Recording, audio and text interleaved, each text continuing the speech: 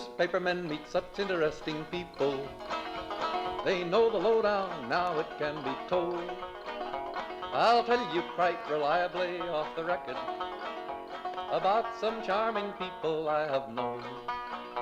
For I meet politicians and grafters by the score, killers plain and fancy. Media Project is your half hour of commentary and analysis on what's going on in the news media. We try to give you some insights that you might not otherwise have because we've been around a long time. Sometimes that qualifies you for... Sorry, I don't mean to bring up a sensitive topic. Rosemary Mayo.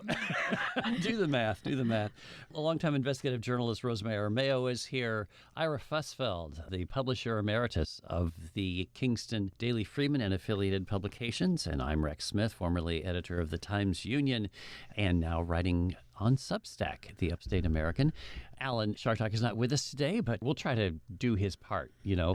Would you say something offensive, please, Rosemary? Sorry, only kidding. I disagree with that, Rex. You know how much I like you, but I disagree.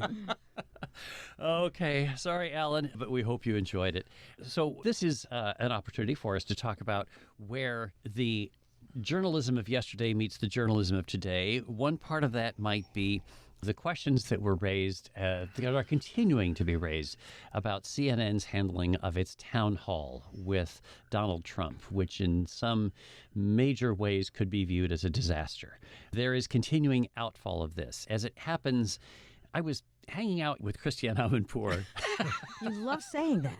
The ultimate name dropper. Isn't that cool? It's just fact. It happened that we were both on the podium at the commencement ceremonies for the Columbia Journalism School. And so we were seated together and got to have an hour and a half there. But it was in the context of her recent meeting with the CEO of CNN, at which point I like to say E-I-E-I-O, the Chris Licht, where they discussed it and where she held him to account. And there has been reporting in the industry press, and as she told the students at Columbia, she disagreed heartily with the decision of CNN to actually have a studio audience that was Trump partisans, and with the very question of whether you still platform, if you can use that as a verb, someone who has in fact lied about what's going on, who has threatened the lives of journalists, who specifically doesn't respect the norms, who calls the person who is interviewing him a nasty person. Let me just read you one thing that she said to this audience and see what you think of that, folks. Maybe we should revert back to the newspaper editors and TV chiefs of the 1950s, who in the end refused to allow McCarthyism onto their pages, she said, unless his foul lies, his witch hunts, and his rants reached the basic evidence level required in a court of law. His influence gradually decreased with all but his fervent colleagues and cults, so maybe less is more, she suggested. Maybe live is not always right. What do you think, Rosemary? Very interesting. The most interesting part of the story to me is that the CEO of CNN, E-I-E-I-O, has so strongly backed and defended his position. He would do it all over again, he told his staff. He also chastised the media writer. All that's left, media criticism at CNN, that's Oliver Darcy, telling him that he was emotional, treating him like a girl. Like those editors you talk about from the 50s treated girl reporters. You're too emotional, just report this straight. And what Darcy was reporting was that it was a disaster. As you've said, it was a terrible platform. I think Amanpour has the right idea that Donald Trump cannot, should not, and I can't believe he still is being treated like any other candidate. He is not. He has proved very astute in using the biases of the media, which tend to be very respectful to presidential candidates, and he's just bashed us over the head with that. And the town hall was a perfect example of that partisan audience and inexperience. I thought Caitlin Collins did a great job. I've already said that. But she was not the most formidable foe going in. It's not like having, even their top anchors to go against him. And while she fact-checked, there was such a fire hose of gushing of lies that she could not get all of them, and he was allowed to say things still on abortion, for example, that made my head spin. So Amanpour is right. He should not be in that. That is not to say that you don't cover the leading contender for the Republican nomination. But he could have been put on with other candidates. He could have been put on with a panel of questioners, not the public, who one after another not only cheered him, but asked very softball questions that allowed him to once again go into his lies about the election, etc.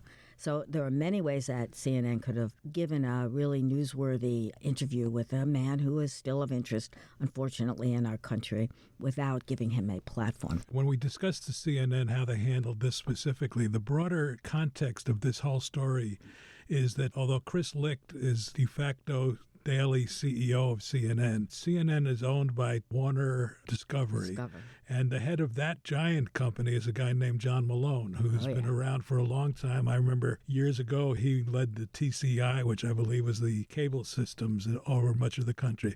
And he is a conservative. And the theory, and it seems to be already been demonstrated, is that Malone wanted CNN to become more neutral at best, if not right-wing at worst, my phrase, at worst. So Licht saw this as an opportunity to attract viewers who heretofore would not go to CNN, particularly after Tucker Carlson was let go by Fox. And he saw an opportunity to grab those viewers. And short term, the one night, it worked, although the ratings were still less than what Tucker Carlson had been getting. CNN had, I believe, 3 million plus viewers. Right, they had a great night. And then fell right off the cliff. Well, why did that happen? Well, because in an attempt to attract the right wing, he lost his regular listeners and viewers. He annoyed all regular viewers. Yeah, amazingly, CNN was finishing and may still be behind Newsmax in the ratings. Newsmax was like, one of those newspapers that you get thrown into you in the street, a freebie. There's no way that Newsmax should be challenging CNN, the world leader in news. So what's going on at CNN is very complex, and there's a lot of behind-the-scenes politics going on there. And in terms of what that means to all of us, well, CNN has generally been still, even after all these years, the place to go for straight cable news, breaking news, and had the confidence of so many people who now do not feel kindly towards CNN and basically are saying, we can live without you. Isn't there a question as to whether in our media ecosystem there can be a place for that middle-of-the-road straight news-telling thing? That is, if the revenue accrues to those who can segment the audience. Fox News still gets lots of money from MyPillow, and CBS News gets a lot of money from whatever the Procter current & equivalent Gamble, of Geritol is. Yeah. With all due respect. The difficulty is, how do you financially sustain, if you're CNN, people turn to you when there is breaking news because they trust you, but they've got 4,000 employees around the world. That is a big payroll to sustain on the occasional breaking news night when people are looking for straight reporting. I wonder if we have gotten to a point where what we grew up with what we believed in as the importance of being as fair as you can to all comers, whether that is financially viable in the segmented media universe these days. You're talking about what we would normally call objectivity, that's the kind of reporting that should be being done. Well, that's the question. I mean, I think objectivity is very much in doubt these days. Having just come from the graduation of Columbia Journalism School, where a lot of these issues are hashed out all the time, objectivity is a dirty word because it is often viewed as equal treatment of both sides, as if they both deserve both sides, which is not it. But, truth is not an issue, and I think Donald Trump should be covered. He is important to our politics. He's in our heads. He has affected so much. He is a huge figure in American history, whether you like him or not. That's true. He's also great media bait, and he does get clicks, and if I were a businessman, I would certainly be paying attention to that. All that said, you don't give him the platform completely like Licht did that made him look good. You did not have to make him look good. You had to make him look newsworthy. So why not go up against a panel of newsmen asking him hard questions? Oh, well, he wouldn't have agreed to it, would he? No, and he won't agree to the debates either, even to the presidential debates or the Republican candidate debates he doesn't want to do. So, okay, exclude him then. That's his choice, not the media's. But to just say the only way we can get him is to promote him, which is what CNN did. They gave him 1 hour, actually 90 minutes, of free advertising. That's one of the reasons he was president in 2016, because of coverage of his rallies. And they are doing the exact same thing. Was that good for them? Yeah, they did make a lot of money, didn't they? when they were promoting And they him. promoted their new star. Note Yes. this, that the woman who Oh, did the yes. interview, Caitlin Collins, now is getting the 9 p.m. slot that had previously been Christopher Which Cuomo's. predicted here, Yeah, that's I mean, that was a before this debut. occurred, here and elsewhere on this station, my view was that this was something that CNN should do. It made sense for them to do it, but I had one asterisk, which was that the moderator had to be prepared to follow up and not let him get away with stuff.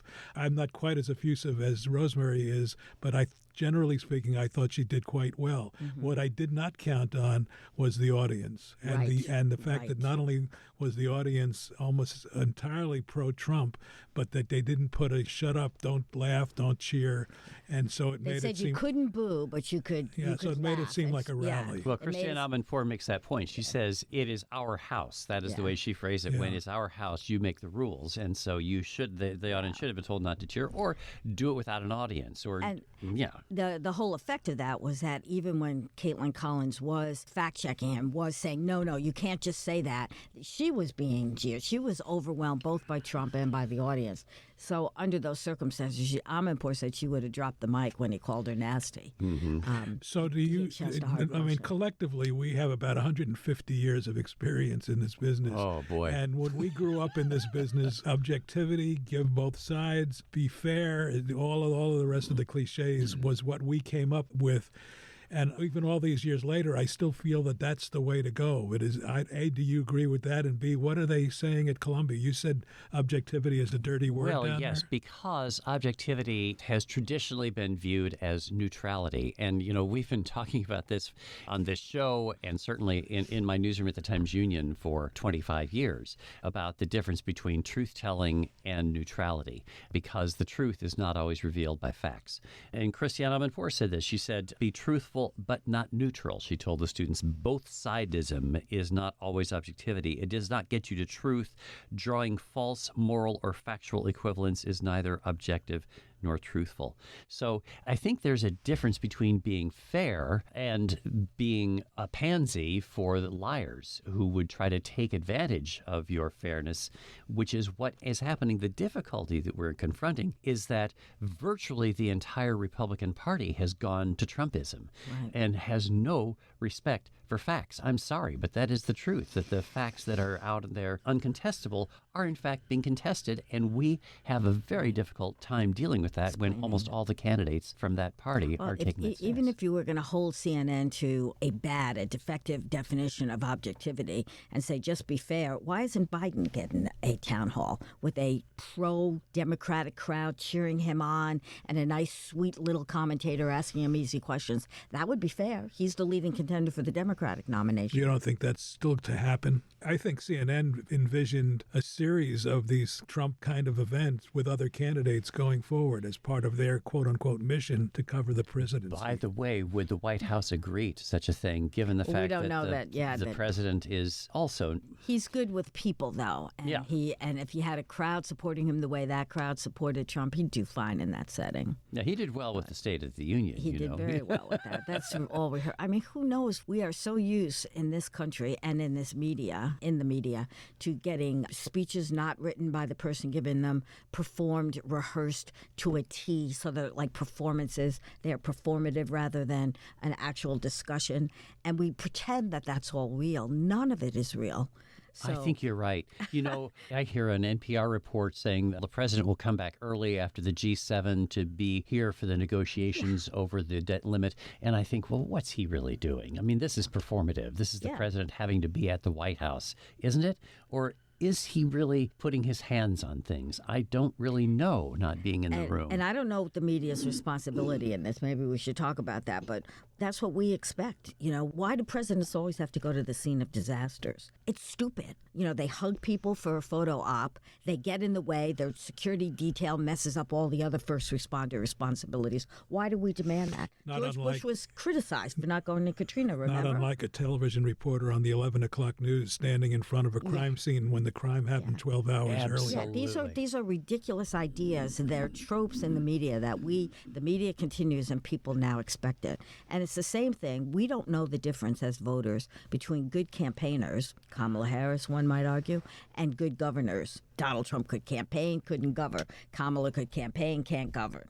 We don't make those distinctions, and people are not interested enough or have time enough to figure it out for themselves. I would only disagree on the facts. If she were a good campaigner, she'd be president today. Yeah, there is. That's why I hesitated to use it. But I was trying to do a Democrat and a Republican, Right. you know, so because it's on both sides. Well, Hillary Clinton, she would have been arguably one of the best presidents ever as far as getting government to work. She was a terrible campaigner. She shot herself in the foot over and over again. Yeah. Not trusting the press. It is a hard so. thing. I mean, think of Andrew Cuomo. I was part of an editorial board that endorsed him 3 times, knowing that he was, frankly, rather evil. Can you modify the word evil, or is that one of those things He's like a big full? bully. Yeah, He's a big bully. He's a jerk. But is the I think that was the exact term. But he was. But our thought was, well, he's effective. He knows how to make government work. But he did it by manipulation, and it turned Intimidation, out ultimately, yeah. yes. Well, now we're seeing the opposite. Now we have a very nice governor. Or so it seems. You know, I think that's probably true because she didn't have a chance to get all the levers under her control before she was thrust into the public eye. And so we actually had more authenticity. I feel as though Kathy Hochul was, in fact, presented by the press, by coverage, as who she was because she hadn't yet quite acceded to or And now that she's making horrible deals over stadiums and negotiating a late budget and putting up people no one wants even in her own party as a judge, you're seeing her popularity plummet. Only good reporting, you would think, would help people to make decisions about this. A great reporter who is able to ferret out what is the reality of governing and what people see could help people, but it's very difficult to give people that kind of reporting because it doesn't draw as much attention as the kind of performative stuff that we're talking about, right? But this is such a difficult subject for the media in general and for those of us who care about newspapers, whether they're print newspapers or digital newspapers, in that I can write the most perfect news story about government or whatever subject you want to choose. It'll check all the boxes for journalism excellence. And because of the divisiveness of this country, because of the number of media outlets there are, many of them with a point of view, at the very least throw in doubt what that great perfect story purported to say, and thus makes it seem as if the newspaper or whatever the media is to be biased in its own right. In other words, you've got a biased news outlet claiming somebody that's not a biased news outlet is a biased news outlet. Right. And it's within that context we're trying to report, and we're trying to keep the citizens who read our publications informed. I mean, if I was still active, I'd be banging my head on the wall every day. Right. It is so crazy to me how some stories come out. I read a lot, and I read on both sides, right and left, and your left, I have no idea what to think. And the latest is the Durham report. Democrats say, oh, big nothing burgers, just like we said. Republicans are saying, we need congressional hearings on this. The FBI is a mess. What's right? The files, the Twitter files that Elon Musk let out. Did they reveal great horribleness, or was it a nothing burger? And even Hunter Biden's laptop for a long time, I mean, that's beginning to clear now. But that was a very difficult story to understand. Who's right? Who do we listen to? Did you mention the Durham report also? That's what I started with, yeah. That is impossible to decipher, I think. And I read a lot. What's a regular person going to think? I think, actually, Glenn Kessler of the Washington Post had a very good piece that I thought did a good explanation of it. And so I think, but the difficulty is, as Ira says, people are not going to believe it. If it's something in the Washington Post, Fox will attack it. And I wonder if that makes, back to Christiane Amanpour's formula when she talks about the way that media dealt with McCarthyism by stepping away from the coverage of it. I don't know that that's possible anymore because we don't have the few authoritative sources that are widely trusted as newspapers of the time were. And there's so many different ways that people access information. The disintegration of the centrality of media coverage, that is, having so many streams now that lead into the current of news coverage, I think that even if great, thoughtful journalists at the head of major news organizations decided, okay, we're not going to take this kind of behavior and give it the coverage that traditionally we've given presidential candidates. If that decision was made to deal with Donald Trump differently, it might not make a difference in any case because people would still find it and still wouldn't And trust they'll find what it they somewhere hear. else. I think that the big major blockbuster stories still get through. Santos, for example, George Santos. That was a story that broke in a liberal media. It's all over. It's everywhere. We seed across that line. If you're not on Fox, you're not a big voice. Witness Tucker Carlson right now. But the Santos story, the reason people are generally accepting it is because the Republicans are not defending Santos. If Santos was portrayed by the Republicans as just another victim of the liberal mainstream media, he might survive another day. Well, he's surviving, though, because it's true. Elise Stefanik and Kevin McCarthy Yes. are still standing with Strongly him. defending Well, him, they're I don't know about her, All right, but Marjorie Taylor Greene, she's on 60 Minutes. That's the epitome of liberal press. by the way, happy impeachment week. That's what she's calling. Each day this week as we speak, she's calling for the impeachment of somebody else. She's called for Merrick Garland, Christopher Wray, and the U.S. Attorney from Washington, D.C. And there's supposedly more to come, but she's labeling it impeachment week. Wow. She's yet to ever write out one bill of impeachment, Right. however. So it's all, again, talk about performative. She and Gates have learned the lessons from Donald Trump, and we continue to fall for it. The media has always loved the weird whack jobs. Well, yeah. Rent is too damn high guy. Remember him in New York? We made a big star out of him. He was nothing. TV did. TV is media. Come on. Well, TV is the prevailing media. No, actually, the internet, digital is now a greater source of news than television is for people, which is remarkable. But when you say digital, that is a platform, not a source. So digital could be WAMC.org or it could be Fox News. Whatever it is. And that's the question. It's so bifurcated that we don't have a way of even imposing or agreeing to standards. The fact is, I would love to see somehow a current develop in American thought that civility, that truth matters. And I keep hitting at this thing in everything that I write and all the commentary I do, but it seems like that doesn't seem to matter so much. It's what do I agree with, not what I'm willing to listen to as a potential truth. So it gets to be a question of character, I guess. And I remember an old political science professor who told me that the best way that he had figured out, he's probably the age younger than I am now, but when I was 18, he seemed old. And he was saying that the only way you can make a judgment as a voting consumer is on the basis of what you think a person's character is. And you elect somebody whose character you trust and then unelect them if they vote the way that you don't want them But look what to. happens. Using that as a guidepost, you've got Joe Biden, who, over a very long career in government, whether or not you agreed with his politics, most people would agree that he's a nice guy. And now even the nice guy gets attacked. He's gone to Japan to this important meeting of the G7. And what do we hear is the Republicans complaining because he's leaving the debt ceiling negotiations, even though he plans on coming back 2 days earlier. But if he didn't go to the G7, you'd have people saying, why is he ignoring his responsibility? It seems to me that a whole lot of Trump voters ignored character when they cast their vote. Without a doubt. I don't like him. I don't like the way he talks. He's rude to people. But boy, he gets things done. He speaks his mind.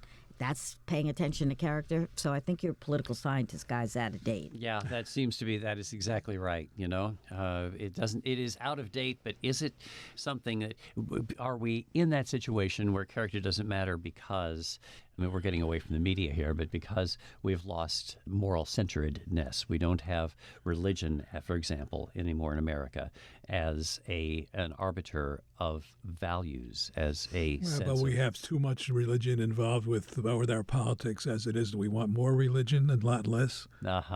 Good point. Wow. Media at WAMC.org, by the way, is how you can intersect with this conversation. Send us that and we can deal with it on next week's show, media at WAMC.org. I'm Rex Smith here with Ira Fessfeld and Rosemary Armeo with the Media Project. And we're dealing with this question about both sidism, which is the word that is used often in our line of work to talk about that impartial middle, about trying to give people a true sense of what's going on. And I think that it's important for us to note, again, just to go back to Christiane Amanpour's speech, which was, I thought, very thoughtful at Columbia, where she said, ultimately, there is a 100% connection between a robust, independent, free, and fair press and a functioning democracy and the advances of human rights and justice. And so the question about the connection between a robust, fair, and free press and the decline in America's capacity to deal with its issues, the inability of Congress to handle the topics before it, the potential failure of America to live up to its financial commitments. I wonder if the decline of the media in this country is reflected in our government's increasing inability to cope with the issues that we're facing. I don't know. I think it's complex. There are a number of different reasons, but I put my thumb on the scale of Fox News and Trump have done more in the last decade to throw this historic equation off balance. And it's going to take a long time, if it can be fixed at all, it's going to take a long time for it to be fixed. I always think the last time I can recall when the country seemed to be together was 9/11. And I just think that it would take an event, if not a 9/11, some other catastrophic event, which of course I and nobody was rooting for, to bring this country together, and we'd rise up as in one voice, and maybe that sort of would stick. As I'm speaking these words, I'm saying, that's nuts. No. That ain't going to happen. But I think that the free press is essential to democracy, but it isn't the only element, and that's what's lacking right now. So the press is trying to work under the same rules that you still think you believe in, that still are valid. And yet you have operatives in both the media and in politics who have discovered ways around the rules, ways to stop with old tradition. And that's hurting. And the press has not yet adjusted to all of it. So that will be the last word for this week's show, I'm afraid. Well, except for this. 50 days. Evan Gershkovich of the Wall Street Journal has been wrongfully imprisoned in Russia. So let us think about that. Hashtag I Stand With Evan is what you need to do to say we believe in the value of free press, and we are grateful to those who stand forward in very grave circumstances around the world on our behalf so that we can have this information highway. Rosemary Mayo, Ira Fussfeld, and I'm Rex Smith. Thank you for joining us this week on The Media Project. Meet the people, that's a thrill. All together fits the bill. Oh, newspapermen are such interesting people. The Media Project is a national production of WAMC Northeast Public Radio. Our executive producer is Alan Charton. This week's projectors include former Times Union editor and current Substack columnist of the Upstate American, Rex Smith, Rosemary Armeo, investigative journalist and adjunct professor at RPI in New Albany, and Daily Freeman publisher emeritus, Ira Fussfeld. You can listen to The Media Project anytime at WAMCpodcast.org or anywhere you get your podcasts. Thanks for listening. Now publishers are such interesting people. It could be prostitution, I don't know. Ting-a-ling-a-ling, circulation, ting-a-ling-a-ling, advertising, get those readers, get that payoff. What a headache, what a mess. Oh, publishers are such interesting people. Let's give 3 cheers for freedom of the press.